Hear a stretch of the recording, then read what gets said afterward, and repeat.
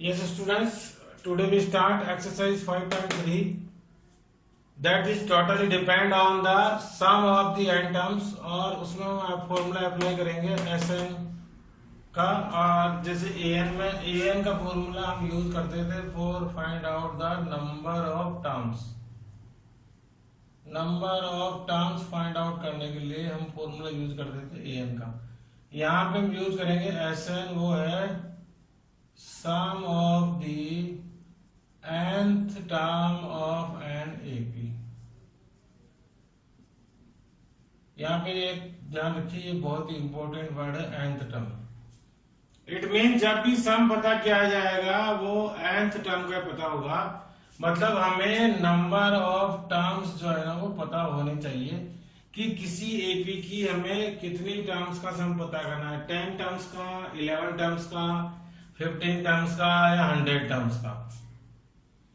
It means अगर कोई question ऐसा हो जिसमें Sn पता करने का क्वेश्चन हो लेकिन n नहीं गिवन हो, तो पहले आपको n पता करना पड़ेगा। और वो कौन से फॉर्मूले से, an का फॉर्मूला या फिर लास्ट टर्म का फॉर्मूला, जो आपको पता ही क्या होता है, an equal to a plus n minus 1d।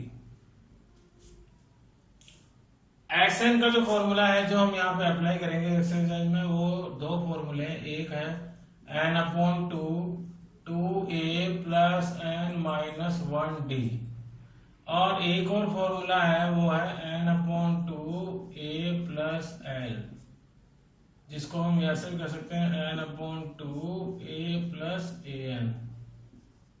Generally ये दो फॉर्मूले, क्योंकि जो an होती है वही लास्ट टर्म होती है। आपको पता लग गया होगा ये फॉर्मूला हम कब अप्लाई करेंगे। ये फॉर्मूला हम तभी अप्लाई करेंगे जब हमें फर्स्ट टर्म और लास्ट टर्म दोनों गिवन हो। अगर फर्स्ट टर्म और लास्ट टर्म हमें पहले से पता हो किसी एपी में, तो हम डायरेक्ट इस फॉर्मूले से ऐसे पता कर सकते हैं। बाकी जिनमें केवल एपी है या ए या डी की हेल्प है या एन है हमारे पास, तो हम यही फॉर्मूला अप्लाई करेंगे, n upon 2a plus n minus 1d। और इन दोनों फॉर्मूले की हेल्प से हम बड़ी इजीली जो है एक्सरसाइज 5.3 जो है सॉल्व करेंगे। अभी आप देखेंगे कि आपकी जो एक्सरसाइज 5.3 है, इसका क्वेश्चन नंबर 1 है, उसका जो फर्स्ट मैं सॉल्व कर रहा हूं आपके सामने, और उसमें गिवन है मुझे एपी, और एपी है 2, 7, 12, और यहाँ पे मुझे सम पता करना है कौन सी टर्म तक, 10th टर्म तक। मैं आपको बता दूं बार बार, इसमें हमें ऑलरेडी दिया हुआ है कि कहां तक पता करना है, 10 टर्म तक। अगर टर्म नहीं होती तो हम पता करते, तो डायरेक्ट फॉर्मूला अप्लाई हो जाएगा। सबसे पहले हम फाइंड आउट कर लें, तो a की वैल्यू है 2, d की वैल्यू हो गई है 7 माइनस 2 इक्वल टू 5, और n हमें गिवन है।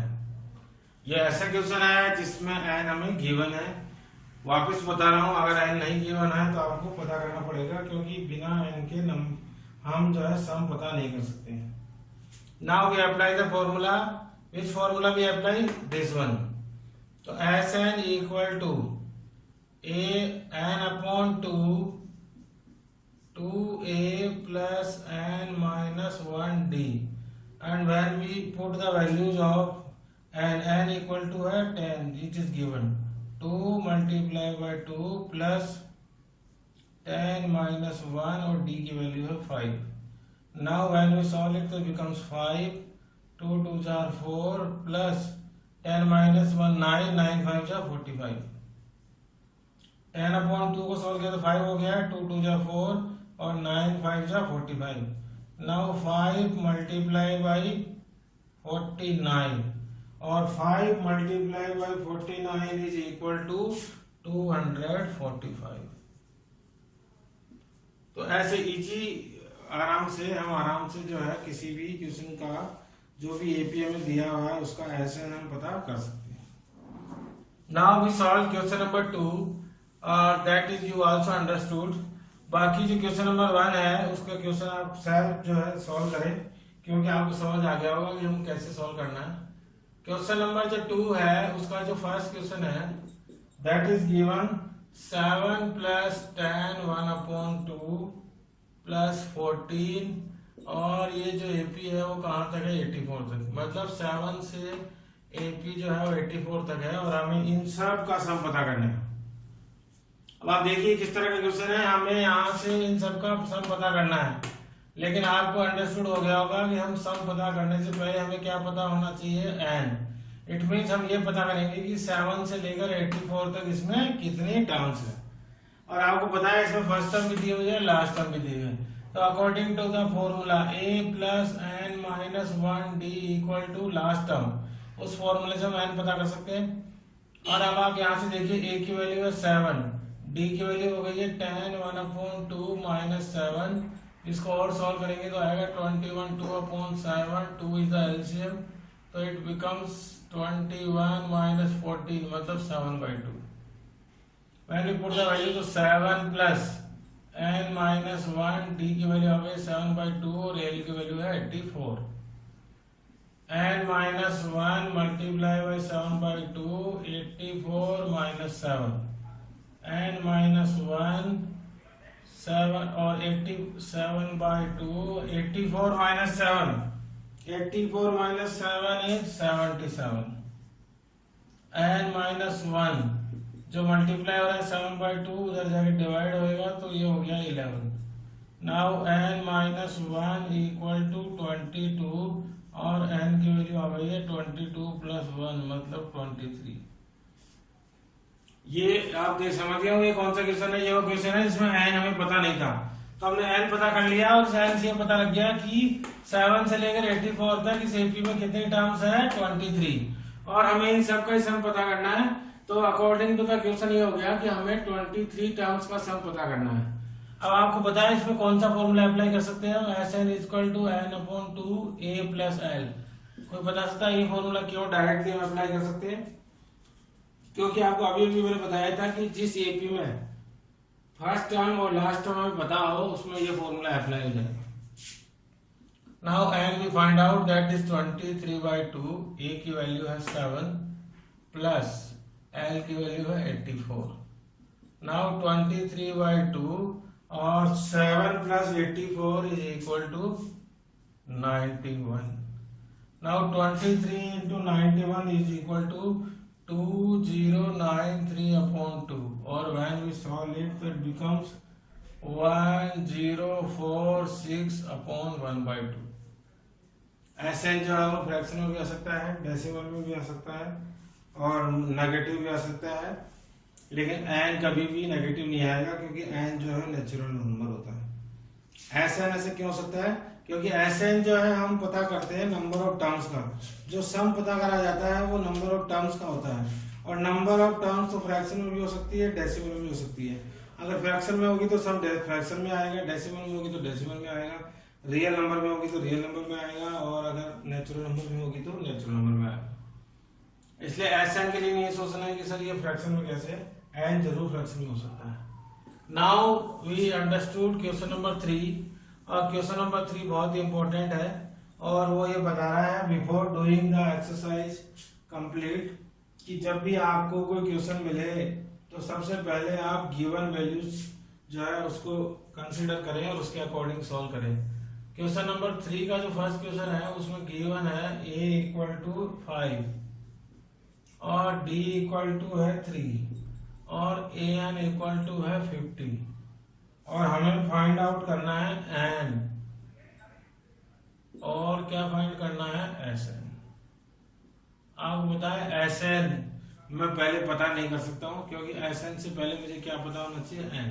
तो हम n इजीली फाइंड आउट कर सकते हैं क्योंकि a की वैल्यू भी है, d की वैल्यू भी है और an की भी है। तो by applying a plus n minus 1 d equal to an, a की वैल्यू 5 प्लस n माइनस 1 d की वैल्यू है 3 equal to 50। When we solve it तो n माइनस 1 इक्वल टू 3 और 5 जो प्लस हो रहा है उधर माइनस होएगा, n minus 1/3 equal to 45, n minus 1 equal to 45/3 और 45/3 is equal to 15, n minus 1 equal to 15 और n इज इक्वल टू 16। अब हमें पता करना है Sn, और Sn में आप बता सकते हैं कौन सा फॉर्मूला अप्लाई हो सकता है। आपको पता लग गया होगा कि Sn जो है फाइंड आउट हो जाता है n/2 a प्लस l से, क्योंकि हमें फर्स्ट टर्म भी पता है और लास्ट टर्म भी। an जो होती है वो लास्ट टर्म होती है, तो हम लास्ट टर्म और फर्स्ट टर्म का जो फॉर्मूला है वो हमारा अप्लाई कर सकते हैं। और n हमें पता लग गया है, दैट इज 16/2 और a is equal to 5 plus n equal to है 50।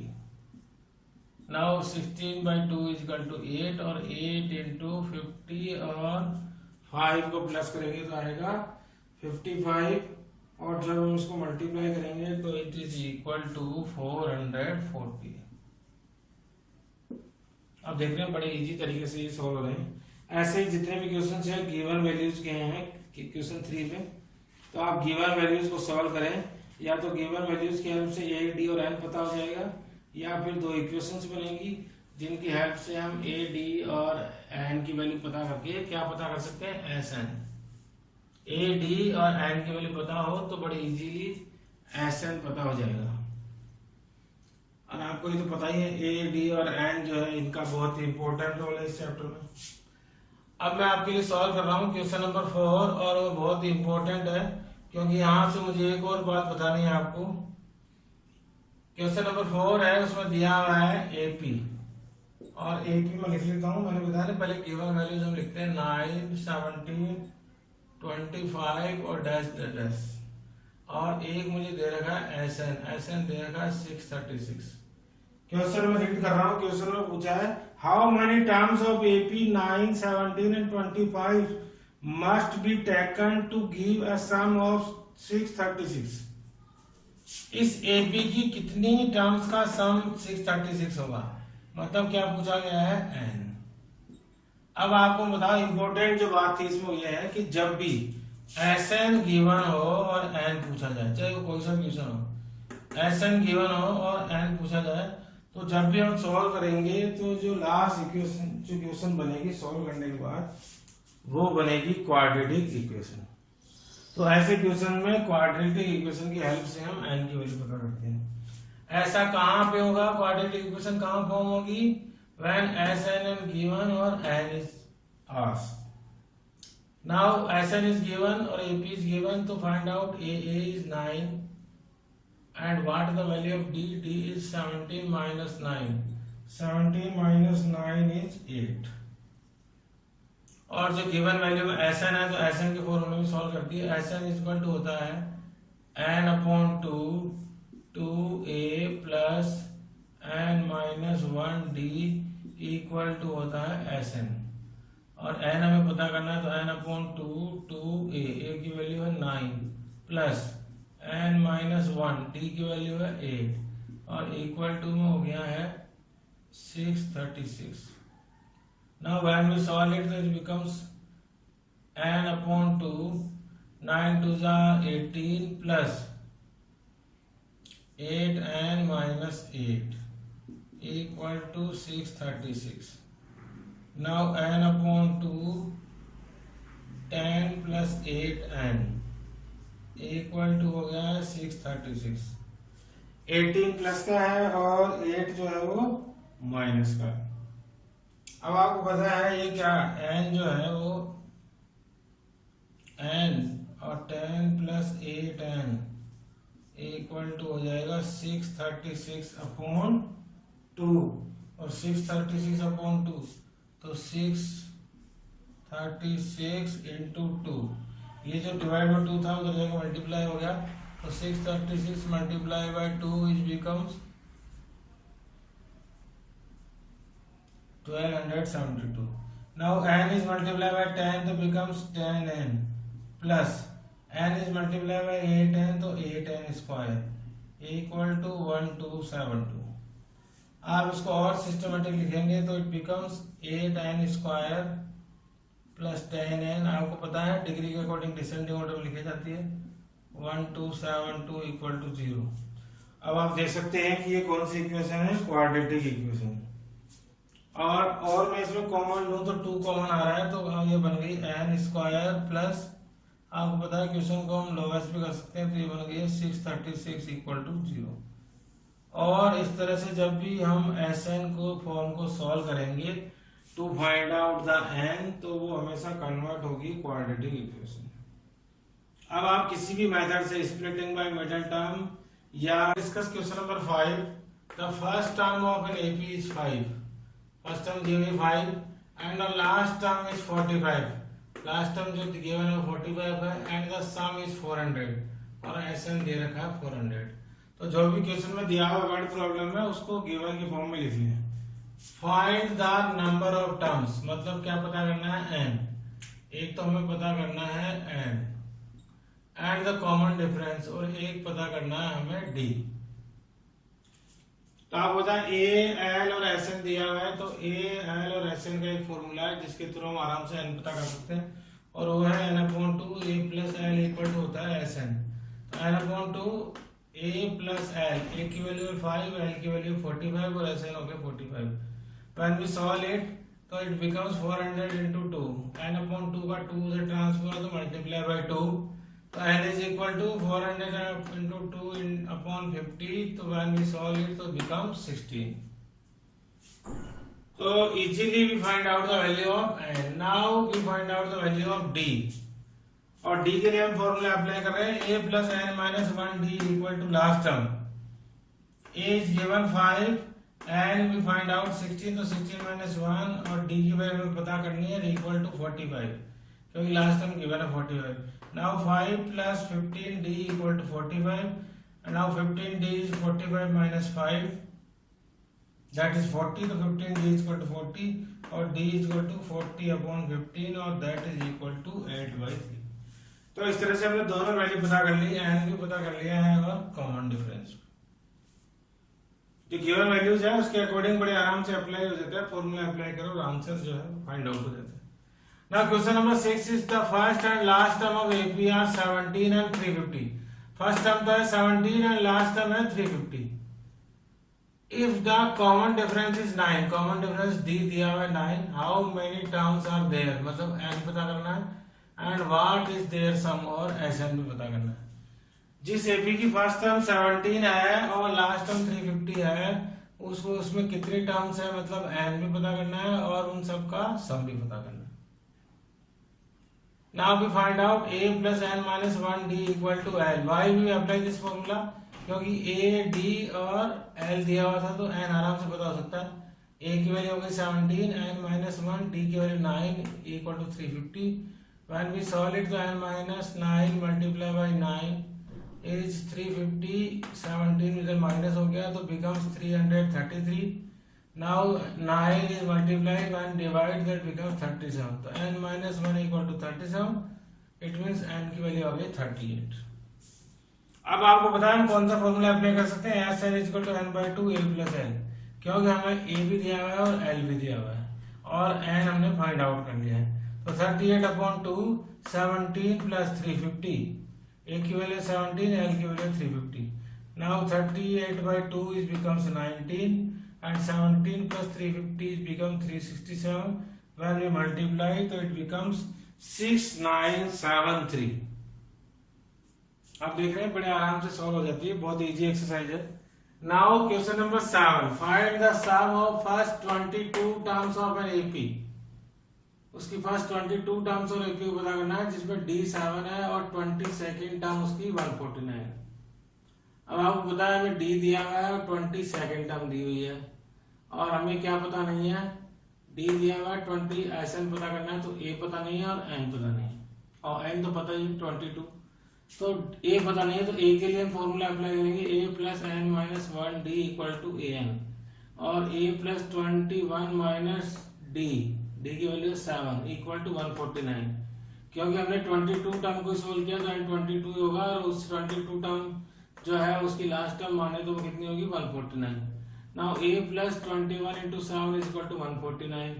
a 21 और 7 हो गए 147 is equal to 149. a is equal to 149 minus 147 is equal to 2. तो आप देखिए a की वैल्यू हमने फाइंड आउट कर ली है, d हमको पता ही है और हमें पता करना है S22.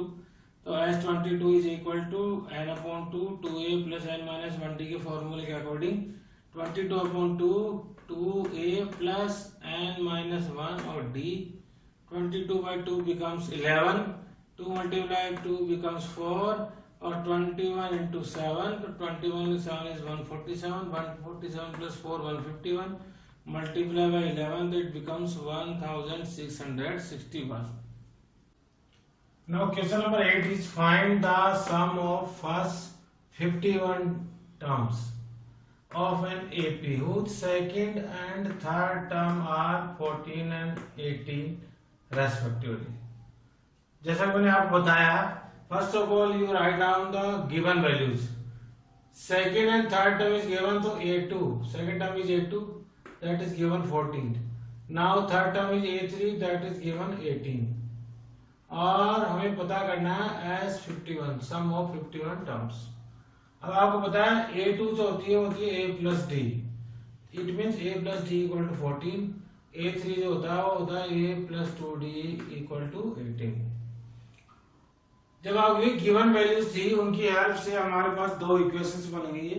Now we solve these by elimination method. When we change the sign तो माइनस डी इक्वल टू -4 और डी की वैल्यू आ गई 4 और डी की वैल्यू आप किसी भी इक्वेशन में रखोगे तो a की वैल्यू वी फाइंड आउट 10.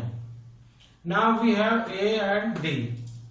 तो now we easily find out the 51 10 by the formula Sn = n/2 2a + n - 1d. and is 51, तो 51 by 2 multiplied by a 10 plus 5 n minus 1 मतलब 51 minus 1 और d की value है 4.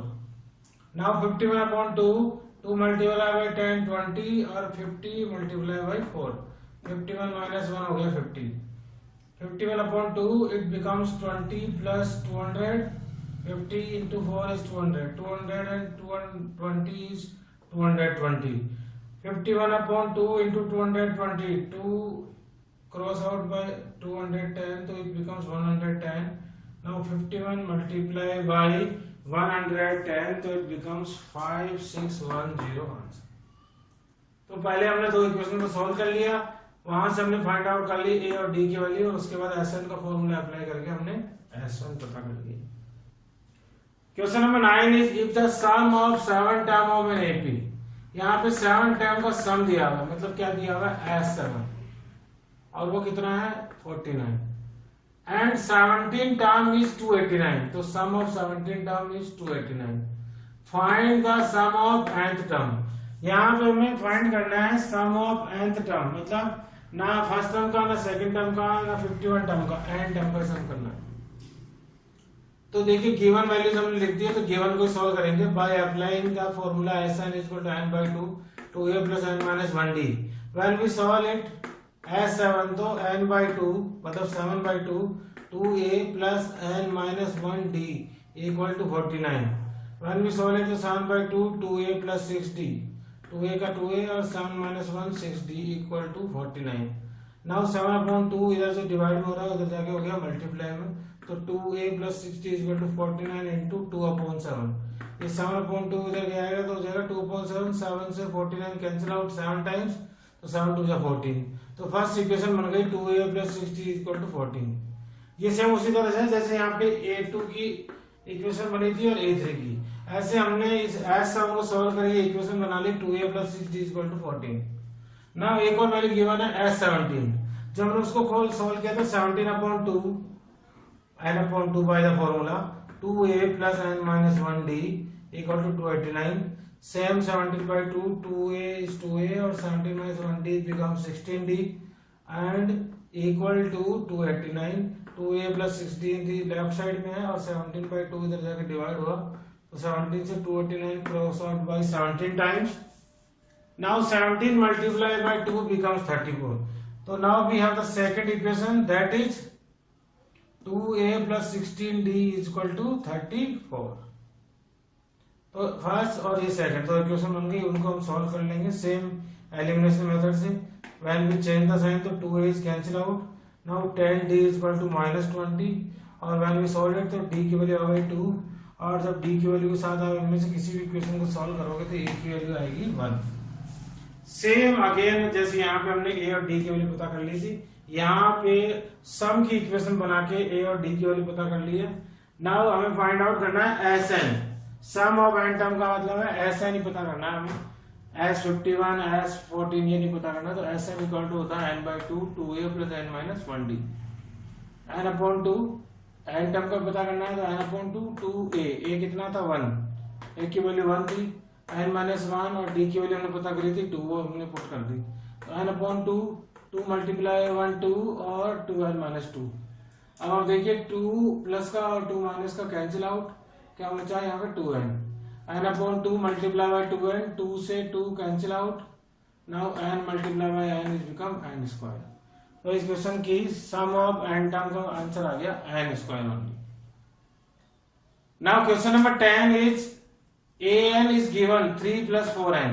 वहां पे 2 question है, वहां देखिए आप an जो है वो आपको 18, 15, 16 या 74 या 82 ऐसे नहीं दिया हुआ।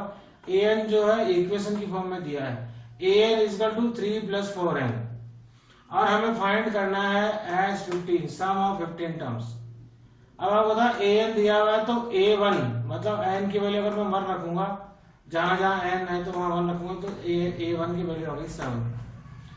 जैसे मैं n की जगह 2 पुट करूंगा तो a2 बन जाएगा और a2 की वैल्यू आ गई 11। जैसे ही मैं n की जगह 3 पुट करूंगा तो a3 की वैल्यू आ गई 15। ऐसे जैसे मैं वैल्यू पुट कर जाऊंगा 1 2 3 4, तो आप देखिए कि AP फॉर्म हो जाएगी 7 11 15 और डैश डैश। मतलब इस इक्वेशन से हमने a1 a2 a3 की वैल्यू पता कर ली, n की वैल्यू पुट करके, तो क्या बन गई AP बन गई।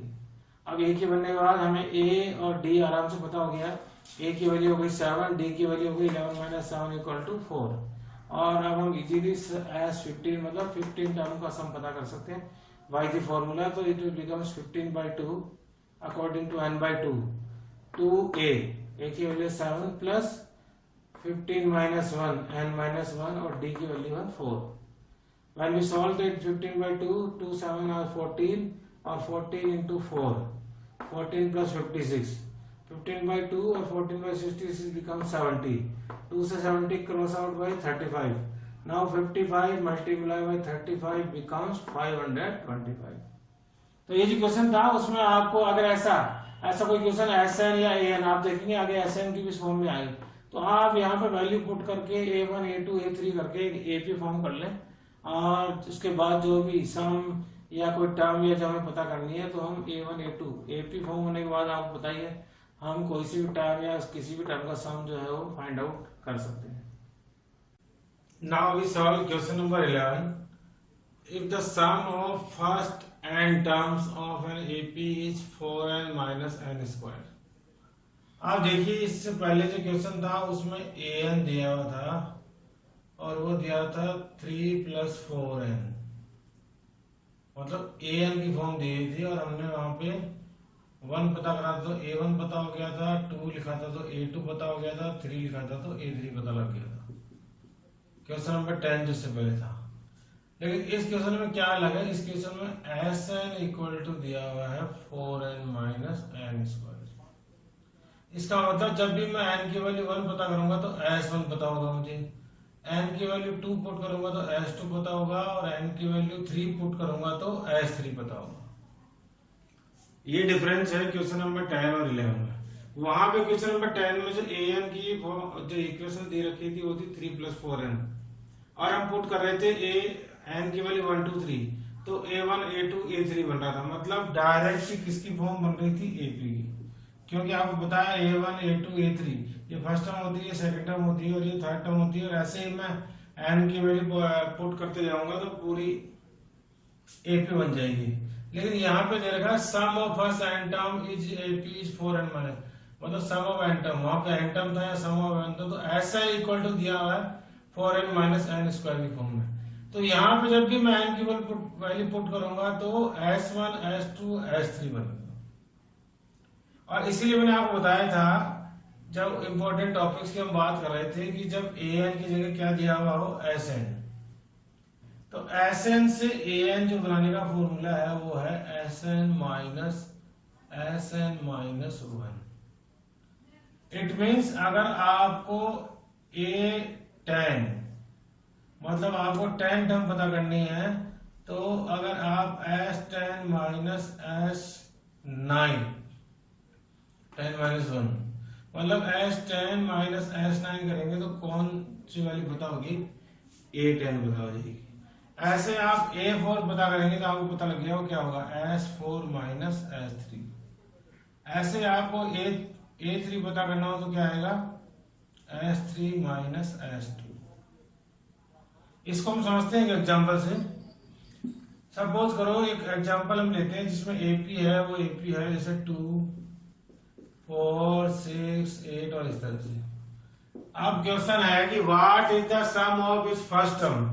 तो आपको पता है S1 जो होगा वो 2 ही होगा, क्योंकि फर्स्ट टर्म का सम तो फर्स्ट टर्म ही आएगा। यहाँ की फर्स्ट टर्म है 2 और इस फर्स्ट टर्म का सम जब मैं करूंगा तो S1 ही आएगा, 2 आएगा। इसीलिए इस क्वेश्चन में पूछा है what is the first term, और आप देखिए ब्रैकेट में लिखा हुआ है दैट इज S1। तो इट मींस S1 जो होती है वो ही क्या होती है, हमेशा A1 होती है। मतलब S1 जो हमेशा होती है वही फर्स्ट टर्म होगी, क्योंकि फर्स्ट टर्म का सम जो है फर्स्ट टर्म खुद ही होती है। अब हम बात करें S2 की, तो S2 कितना हो जाएगा, मतलब सम ऑफ 2 टर्म्स, तो वो कितना हो गया 6। लेकिन अब मैं जब A2 निकालू, मतलब इस सेकेंड टर्म ओनली 2 टर्म के सम के साथ, तो आपको पता है वो क्या हो जाएगी, 6 माइनस 2 कितनी आ गई 4। ये देखिए इसका मतलब आपको पता लग गया A2 कैसे पता हुई, S2 माइनस S1। S2 कितना है 6 और S1 कितना है 2, तो कितना आ गया 4। तो ये फॉर्मूला जब अप्लाई करेंगे ये होगा जब AN पता करना हो और SN दिया हो। तो यहाँ पे हमको क्वेश्चन में SN दिया हुआ है S, तो हम AN पता करेंगे इस फॉर्मूले से, SN minus SN n minus 1 से, SN माइनस SN माइनस 1 से। नाउ जी क्वेश्चन में दिया हुआ है SN equal to 4n minus n square जो हमें गिवन है, और जब मैं 1 2 3 वैल्यू पुट करूंगा तो आपको पता है S1 S2 S3 पता होगा। चलो S1 पता करते हैं, तो 4 n की जगह 1 पुट किया और n की जगह 1 पुट किया, तो 4 माइनस 1 कितना हो गया 3। ऐसा जब S2 में n की जगह 2 वैल्यू पुट करके हमने सोल्व किया तो S2 की वैल्यू आई 4। ऐसे n की जगह मैंने 3 पुट किया तो S3 की वैल्यू आई 3। मतलब S1 है 3, S2 है 4 और S3 हो गया 3। अब आपको पता है A1 जो होता है वो S1 ही होता है। अभी मैं आपको समझाया कि जो A1 होता है वही S1 होता है, तो हमारा S1 क्या है 3, तो इट मींस A1 जो है वो S1 हो गया, तो A1 की वैल्यू हो गई 3। तो first sum of first term भी 3 है और हमारा फर्स्ट टर्म भी क्या है 3। इसमें पूछा है what is the first term, तो फर्स्ट टर्म जो है वो हमारी A1 होगी और जो S1 है वो A1 होगी, तो कितनी हो गई 3। उसके बाद पूछा what is the second term और what is the sum of the second term, तो S2 कितना हो गया 4। अब आपको मैंने बताया था A2 कैसे आएगा, तो हम दिया हो तो S2 माइनस S1, S2 कितना है 4 और S1 कितना है 3, तो S2 माइनस S1 करने पर आ गया 4 माइनस 3 इक्वल टू 1। अब हमें पता करनी है थर्ड टर्म, सिमिलर फाइंड, तो थर्ड टर्म होगी S3 माइनस S1, S3 है 3 और S2 है S3 माइनस S2 और S3 है हमारी 3 और S2 है 4, तो S3 minus S2 equal to हो गया 3 माइनस 4 मतलब माइनस 1। एक तरह से देखिए हमने SN से AN में चेंज कर लिया। अब आप देखिए A1 की वैल्यू आ गई 3, A2 की वैल्यू आ गई है 1 और A3 की वैल्यू आ गई है माइनस 1। तो जब मेरे पास A1 A2 A3 की वैल्यू आ गई तो ये AP बन सकती है 3 1 और माइनस 1 डैश डैश डैश। जैसे वैल्यू लिखता जाऊंगा 3 4 5, तो ऐसे AP जो है कंटिन्यू फॉर्म होती जाएगी। According to this we have know that A equal to 3, D equal to हो गया 1 माइनस 3 इक्वल टू माइनस 2। अब आपको ज्यादा टर्म पता करनी हो तो आप ये 3 टर्म पता करके S1 S2 S3 की हेल्प से एक AP बना लें, क्योंकि इसमें पूछा है 10th term.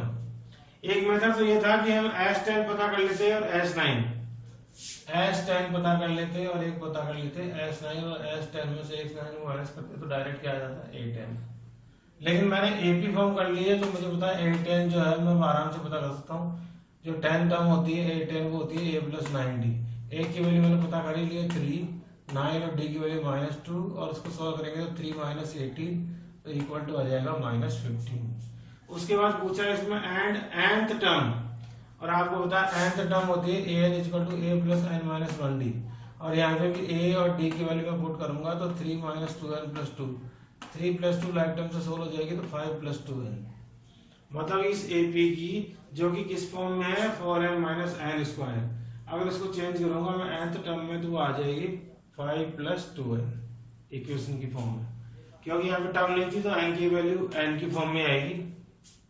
Question number 12, find the sum of first 40 positive integers divisible by 6।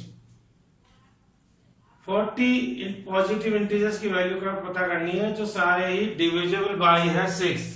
इसका मतलब फर्स्ट नंबर है डिवीजन होने वाला 6 से वो 6 है, नेक्स्ट नंबर 12 है और उससे नेक्स्ट नंबर 18 है, और ऐसे करके मैं 40 तक जो है नंबर लिख सकता हूँ। लेकिन मैंने एपी फॉर्म कर लिया है तो ए की वैल्यू पता लग गई 6, डी की वैल्यू पता लग गई है 6, और एन जो है वो फर्स्ट 14 का पता करना था, एन 40 हो गया।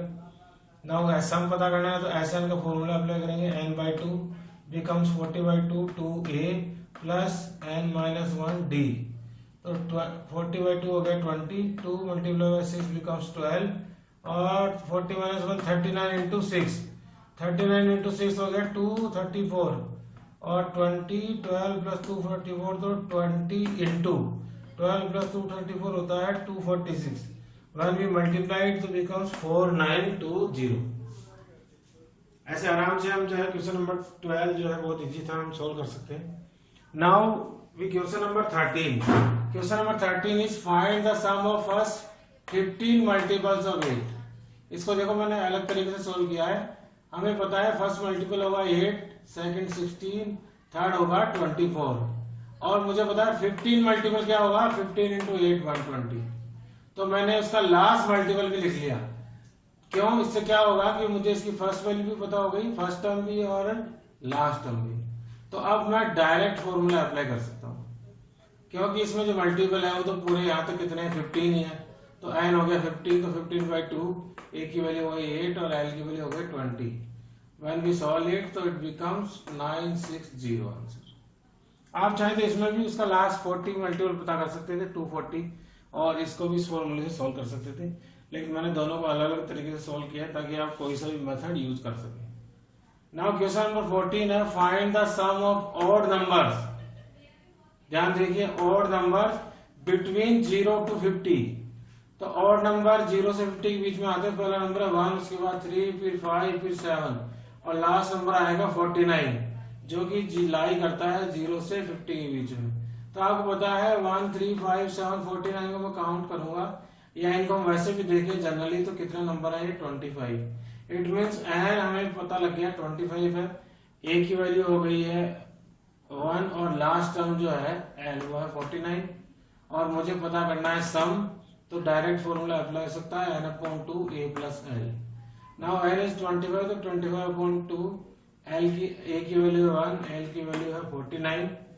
Now 25/2 और 1 plus 14 is 50, 2 is cross out by 50 तो becomes 25, तो 25 into 25 is 625। आप देखिए जिस तरह से हमें क्वेश्चन में दिया हुआ है रोज 50 रुपीज को पेनल्टी लग रही है, और वो पेनल्टी 200 रुपीज से शुरू हुई है फर्स्ट डे पे, तो फर्स्ट डे की पेनल्टी हो गई 200, और उसके बाद हो गई 250, और उसके बाद हो गई 300, और इस तरह से डेली जो पेनल्टी है वो इंक्रीज हो रही है 50 रुपीज। हमें बताना है कि 30 डे में कितनी पेनल्टी हो जाएगी, मतलब एन हमें पता लग गया इस क्वेश्चन में 30 है, और ए आपको पता लग गया है 200, और डी की वैल्यू यहाँ से हो गई है 50। अब हम ऐसे भी पता कर लेंगे टोटल पेनल्टी। इसका मतलब ये हुआ कि हमें इन सब का टोटल करना है 30 डेज तक जो पेनल्टी है, वही इस क्वेश्चन में पूछा है। तो एस एन का फॉर्मूला लग जाएगा, S N is equal to n/2 2a plus n minus 1 D, और 30 डेज की पेनल्टी पता करनी है, तो 30/2 2a, a की वैल्यू है 200 प्लस n है 30, तो 30 माइनस 1, और d की वैल्यू है 50। जब हम वैल्यूज पुट कर देंगे तो आप देखिए 30 divide by 2 is becomes 15। Now 400 plus 29 into 50, 30 minus 1 29, और 50 मल्टीप्लाई में now equal to 15, 400 plus 29 into 50, 29 into 50 how much? 1450. Now 15 multiply by how much is this 1850 400 और 1450 तो it is equal to 27,750 rupees. It means अगर वो contractor delay करता है work को 30 days के लिए तो टोटल मिला के उसकी पेनल्टी हो जाएगी 27,050 rupees. Now question number 16। Question number 16 is a sum of rupees 700 is to be used to given 7 such prizes to student of school for their overall academic performance। 700 rupees distribute करने हैं students को उनकी overall academic performance के लिए। If each prize is ₹20 less than is preceding prize. और क्वेश्चन में जो कुछ शर्तें हैं प्राइज की लिखी हुई है कि जो फर्स्ट प्राइज इसको मिला है उसके बाद जो सेकंड प्राइज इसको मिलेगा उसको उससे 20 रुपीज क्या मिलेंगे कम। लिखा हुआ है if each prize is ₹20 less than is preceding prize find the value of each of the prize. आपको बताना है कि स्टूडेंट्स को कुल कितने रुपीज मिले हैं। तो आपको पता है टोटल मनी हमें जो डिस्ट्रीब्यूट करना है वो करना है हमें 700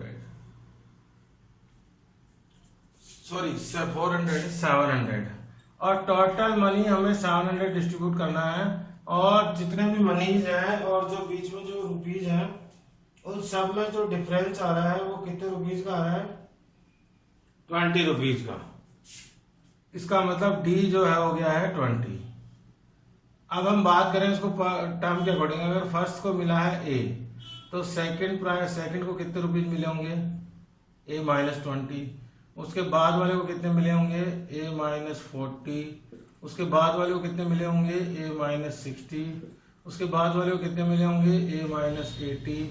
उसके बाद वाले को मिले होंगे ए -100 1 2 3 4 5 6 और उसके बाद वाले को मिले होंगे ए -120। क्योंकि जो टोटल मनी है वो 7 प्राइज में डिस्ट्रीब्यूट करनी है। तो सपोज करो फर्स्ट को ए मिले होंगे तो सेकंड को मिले ए -20 उसके बाद वाले को मिले ए -40 उसके बाद वाले को मिले ए -60 उसके बाद वाले को मिले ए -80 और फिर ए -100 और 120 क्योंकि सबके बीच में जो प्रीसीडिंग है उनको 20 रुपीज से कम मिले हैं। It means according to question ये जितने भी प्राइज हैं इन सब का जो सम है वो कितना हो गया है। इसका मतलब 7 प्राइज है तो 7 टर्म्स का सम करते हैं हम एक तरह से प्लस ए -100 प्लस ए -120 और वो इक्वल टू कितने रुपीज के बराबर है 700। अब आप देखिए एक गिन लीजिए 1 2 3 4 5 6 और 7 तो ये हो गया 7a माइनस 20 और 40 60 और 60 120 और 80 200 और 300 420 और वो इक्वल टू हो गया 700। और देखिए 7a इक्वल टू हो गया 700 प्लस 420 तो 7a इक्वल टू हो गया 1120 तो a की वैल्यू आ जाएगी 1120/7 7 1 7 8 9 10 11 42 7 6 42 और ये हो गया है 160। तो हमने वैल्यू पता कर ली a की तो a की वैल्यू आ गई है 160। इसका मतलब कितने प्राइस मिले जो फर्स्ट है उसको मिले होंगे a और ये मिले मतलब कितने रुपीज 160 रुपीज। उसके बाद वाले को मिले a -20 मतलब उसको मिले होंगे 140 रुपीज। उसके बाद वाले को मिला है a -40 मतलब उसको मिले होंगे 160 -40 मतलब 120।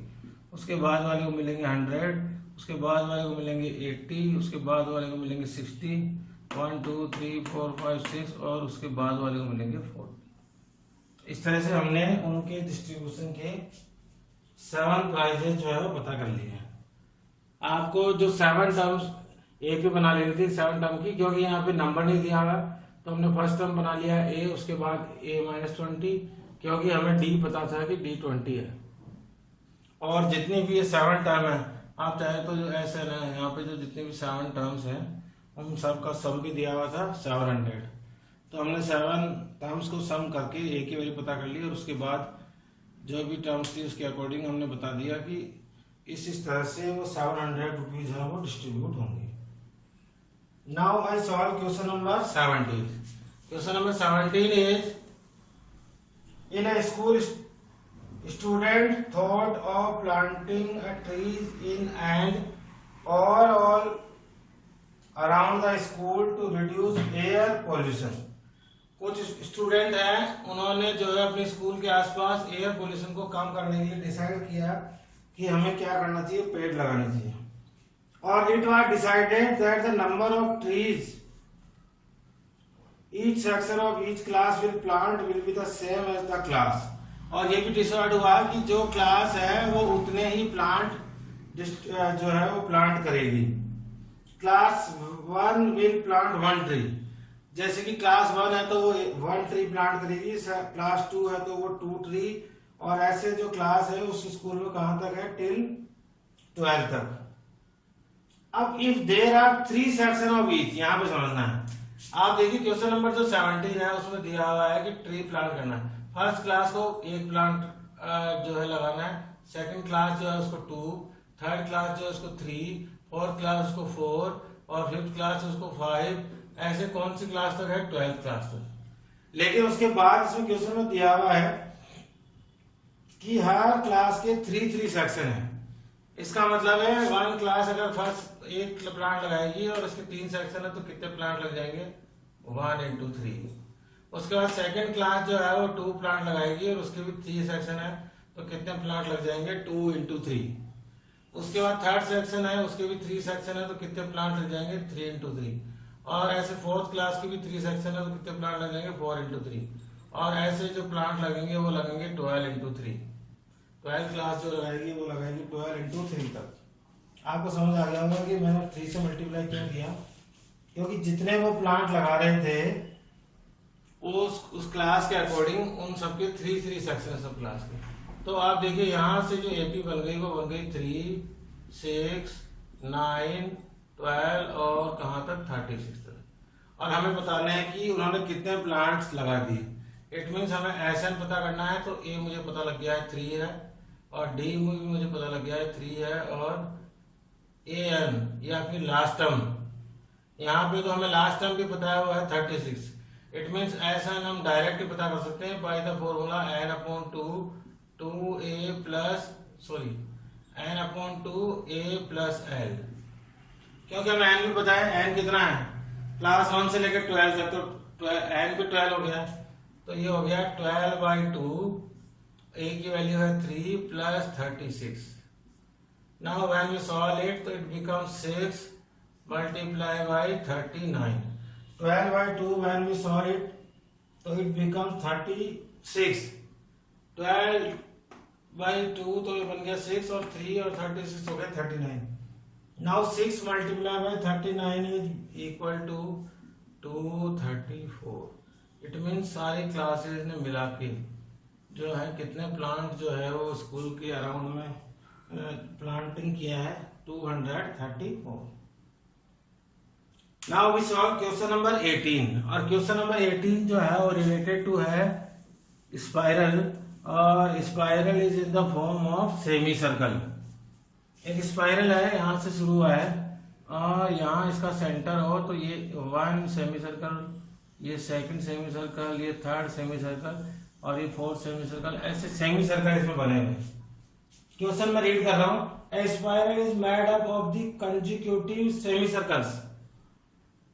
बहुत सारे सेमी सर्कल्स बने हैं with centre alternatively A and B, जिनके जो सेंटर है वो ए और बी है।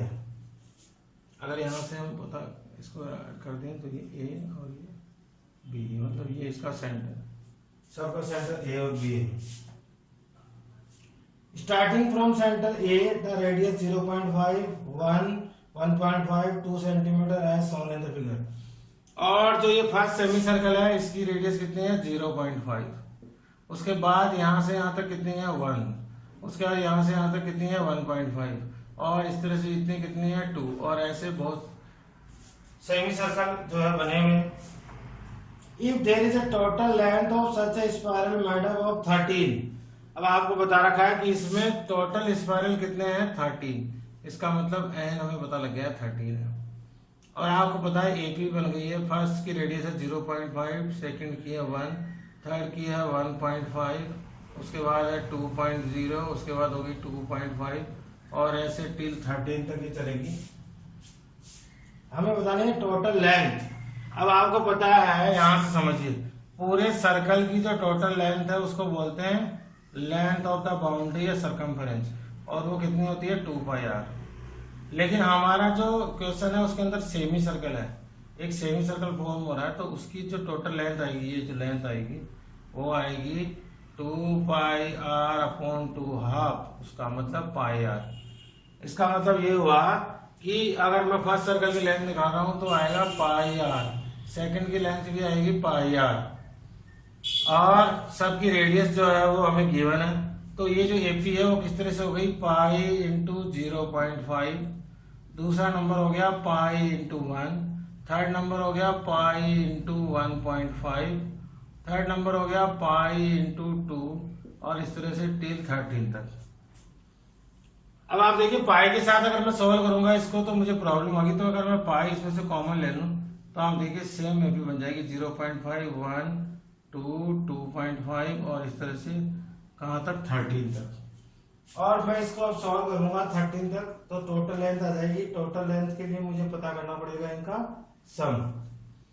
तो आप देखिए ए की वैल्यू है 0.5 और डी की वैल्यू है 0.5, तो एस 13 मुझे पता करना है, तो ये it is become 13/2, 2a plus 13/2, 2a, ए की वैल्यू है 0.5 प्लस n-1 डी की वैल्यू है 0.5, इट इज बिकम 13/2।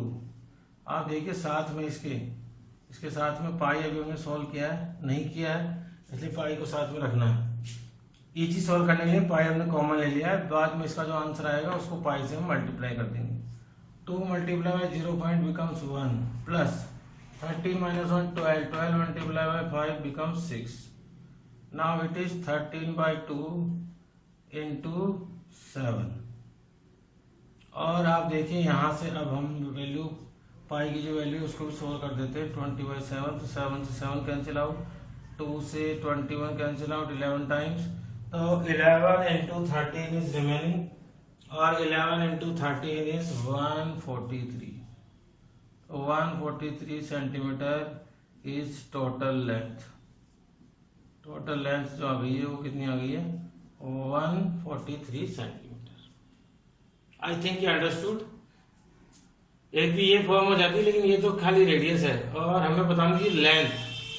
तो लेंथ होती है πr, तो πr फर्स्ट की लेंथ होगी, सेकंड सेमी सर्कल की होगी π1, थर्ड सेमी सर्कल की होगी π1.5, थर्ड की हो गई π2 क्योंकि रेडियस हर बार 0.5 जो है इंक्रीज हो रही है। और इसके साथ पाई के साथ वैल्यू के साथ हम सॉल्व करूंगा तो डेसिमल में और 22/7 को सॉल्व करने में जो है बहुत प्रॉब्लम आएगी आपको, इसलिए मैंने पाई कॉमन लेके आपको सॉल्व करके दिखाया ताकि जो AP है वो बहुत इजीली फॉर्म हो जाए। और उसके बाद 13 जो सेमी सर्कल है उनकी टोटल लेंथ पता करनी थी, और इस तरह से हम सॉल्व कर लिए इजी से question number 18। Now we solve question number 19। Question number 19 is 200 logs are। क्वेश्चन नंबर 90 लॉग्स होते हैं जो बड़े बड़े पेड़ जो लकड़ी होती है उसकी गट्ठर जो बोलते हैं उनको बोलते हैं। 200 logs are scattered in the following manner। 200 logs रखे हुए हैं और वो फॉलोइंग मैनर में लिखे हुए हैं। 20 logs in the bottom row। सबसे नीचे कितने जो है वो लॉग्स रखे हुए हैं 20, और उसके बाद क्वेश्चन नंबर है ये 19, सबसे नीचे कितने लॉग्स रखे हुए हैं 20, उसके बाद कितने रखे हुए हैं 19, उसके बाद रखे हुए हैं 18, और on in how many rows are the 200 logs place. तो बताओ कि ऐसी कितनी रोज होगी जिनमें हम इनको प्लेस कर पाएंगे 200 लॉग्स को। And how many logs are there in top row, और जो टॉप रो है उसके अंदर कितने जो है वो लॉग्स हैं। अब आपको पता लग गया होगा, पहले हम इसकी एपी फॉर्म करेंगे ताकि हमें पता लग जाए कि लास्ट टर्म जो है हम पता कर लेंगे। सबसे पहले है 20, फिर 19 लॉग्स है, फिर 18 लॉग्स है, फिर 17 है, और इस तरह से सारे लॉग्स हैं। और ये सारे 19, 20, 18, 17 जो भी हैं वो टोटल मिला के कितने लॉग्स हैं? 200। इट मीन्स हमें इस क्वेश्चन में एसएन दिया हुआ है 200, और ए की वैल्यू आपने पता कर ही ली होगी, ए की वैल्यू है 20, और डी की वैल्यू क्या आएगी? -1, 19 माइनस 20, और इट इज इक्वल टू -1। अब हमें सबसे पहले पता करना है कितने जो है रो इसमें है, तो इसका मतलब है कि हमें पता करनी है एन। एसएन दिया हुआ ए और डी की वैल्यू में पता है, तो एसएन का फॉर्मूला लग जाएगा n/2 2a plus n minus 1d equal to होता है एसएन, और n जो है वो कितना है वो पता नहीं है, तो n/2 2a 2 into 20 plus n minus 1 और d की वैल्यू है -1 और इक्वल टू हो गया है 200। When we solve it, it becomes n/2 40 plus minus n और plus 1 equal to 200. -1 is multiplied by n becomes -n, -1 multiplied by -1 so +1. Now it is n/2 41 minus n upon equal to 200। जिसको और solve करें तो क्या बन जाएगा? n equal to n 41 minus n equal to 200 into 2। ये जो 2 divide में है उधर जाके किसमें हो गया है? मल्टीप्लाई में। Now when we solve it तो it becomes 41n minus n square equal to 400, और इसको तरीके से लिखेंगे तो ये हो गया -n square plus 41n minus 400 equal to 0। आपको मैंने बताया था पहले भी, वापिस एक बार याद दिला रहा हूं, जब भी एसएन का क्वेश्चन हो और एन पूछा जाएगा तो आपको पता ही है जो लास्ट इक्वेशन फॉर्म होगी वो कौन सी इक्वेशन होगी? Quadratic equation. और मैं आपको यही बता रहा हूँ यहाँ से कि जब माइनस साइन हो, ये चैप्टर 4 में मैंने बताया था, उसको हम रिमूव करने के लिए इन सबको माइनस से मल्टीप्लाई करेंगे तो बन जाएंगे n स्क्वायर माइनस 41n और plus 400 equal to 0। It means अब हमें ऐसे नंबर चाहिए जिनको मल्टीप्लाई और प्लस करने पर 400 आए, तो ऐसे नंबर है 16 और 25, तो 25n minus 16n plus 400 equal to 0। When we solve it तो n माइनस 25 माइनस 16 तो n माइनस 25 इक्वल टू 0। तो इट मीन्स 2 वैल्यूज आ गई, n माइनस 25 इक्वल टू 0, तो n की वैल्यू हो गई 25, और एक और आ गई n माइनस 16 इक्वल टू 0, तो n की वैल्यू आ गई 16। अब आप देखिए दोनों वैल्यू जो है वो पॉजिटिव है, इसका मतलब है कि नंबर ऑफ रो जो है वो कितनी हो सकती है? 16 भी हो सकती है और 25। लेकिन आपको पता है दोनों तो हो नहीं सकती, या तो 16 हो गया 25। इट मीन्स यहाँ पे हमें हेल्प लेनी पड़ेगी कॉमन डिफरेंस की। आपने देखा है कि कॉमन डिफरेंस जो है वो नेगेटिव है, और कॉमन डिफरेंस जब नेगेटिव हो और इसका मतलब है कि जब एपी डिसेंडिंग ऑर्डर में हो तो जो नियरेस्ट वैल्यू होती है वो ही हमेशा इसका आंसर होती है। इसका मतलब हुआ कि इस केस में जो है n is 25 is not possible. यहाँ पे हम लिख भी सकते हैं since d is negative therefore n equal to 16 is possible। जो नियरेस्ट वैल्यू होती है वही पॉसिबल होती है, जो तो 16 जो है पॉसिबल है। इसका मतलब यहाँ से हमें पता लग गया कि जो भी लॉग्स वहां पे थे वो कितने, उसकी कितनी रोज थी? 16। अब आपको पता है, ये तो हमें पता लग गया। एक और क्वेश्चन पूछा है कि जो लास्ट रो है उसके अंदर कितने लॉग्स हैं, मतलब लास्ट रो हमें पता ही लग गई, लास्ट रो कौन सी है? 16। तो 16 में कितने लॉग हैं, तो इसका मतलब हमें पता करना है a16, और a16 होता है a प्लस 15d। और a प्लस 15d को सॉल्व करेंगे तो वो आएगा 20 प्लस 15 और d की वैल्यू है -1, तो ये आ गया 20 माइनस 15, तो ये हो गया 5।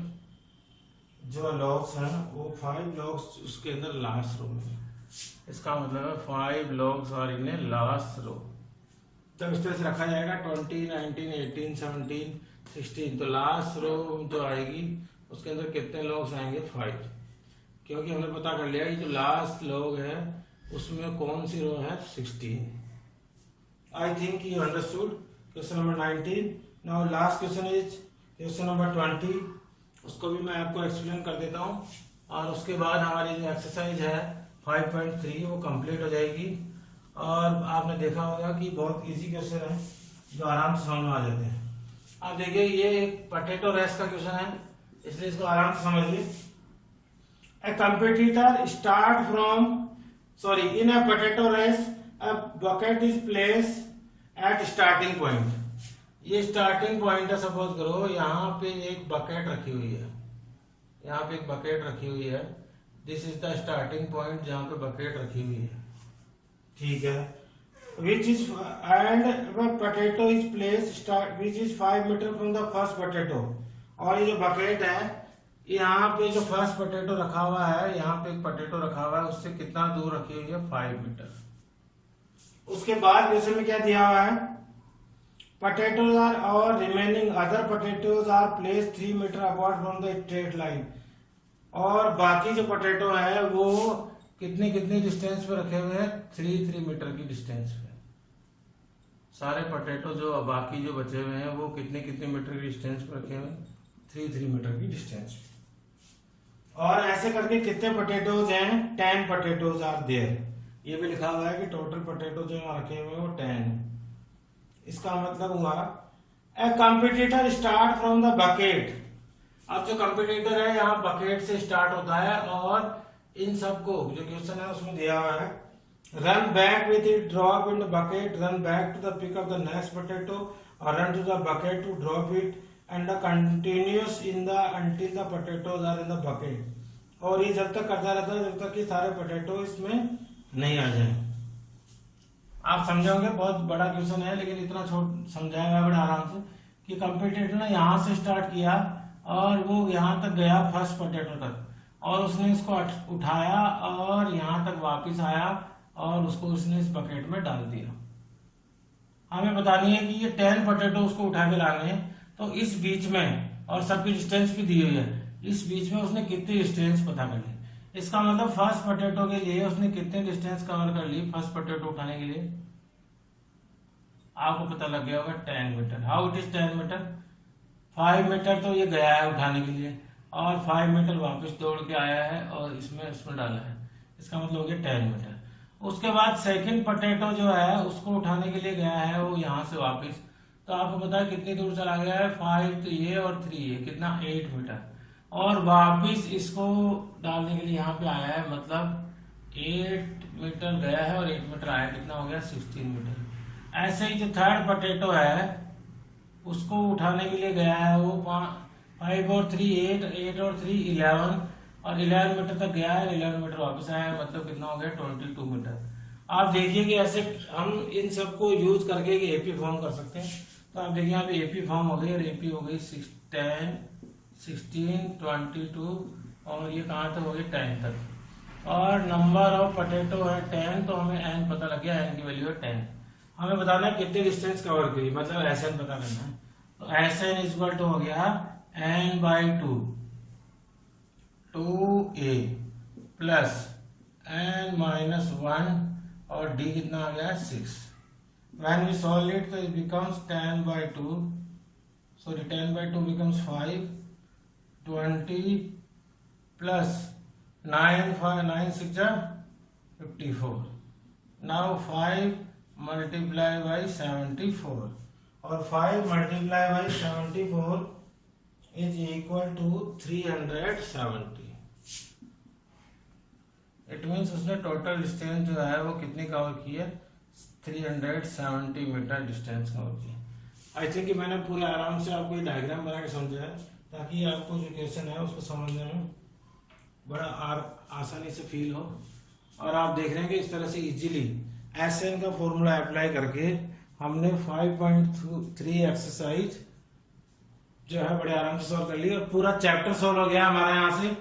और आप समझ रहे हैं पूरा चैप्टर AN और SN के फॉर्मूले पे ये जो है बेस्ड है और बहुत इजी चैप्टर है। आई थिंक आपने इसको एंजॉय किया होगा। इसकी प्रैक्टिस करते रहें और पढ़ते रहें। Best of luck. Thank you.